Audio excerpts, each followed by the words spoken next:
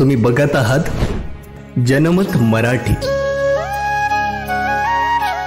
महामार्गावर थांबलेल्या ट्रकमधून डिझेल चोरी करणारी टोळी गजाआड, नाशिक ग्रामीण स्थानिक गुन्हे शाखेची कामगिरी।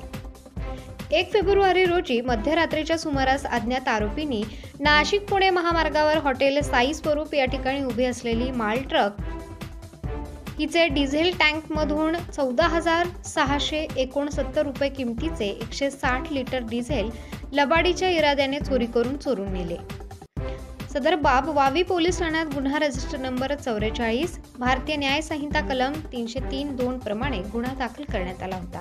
तसेच अलीकडील कालावधीत अशाच प्रकारे सिन्नर ते शिर्डी महामार्गावर देखील रोडच्या लगत उभ्या असलेल्या मालवाहू ट्रकमधील डिझेलची चोरी होण्याचे प्रकार घडले होते।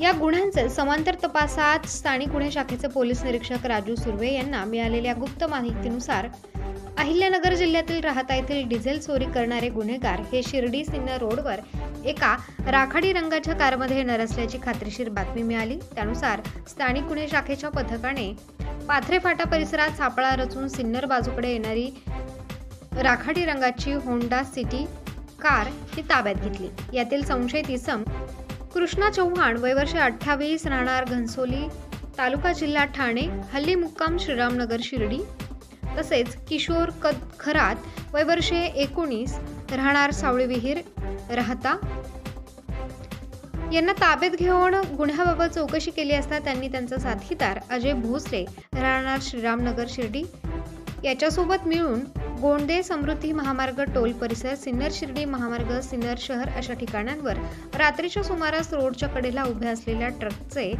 डिझेल टँकमधून डिझेल चोरी केल्याची कबुली दिली असून पोलिसांनी गुन्हे उघडकीस आणले आहेत।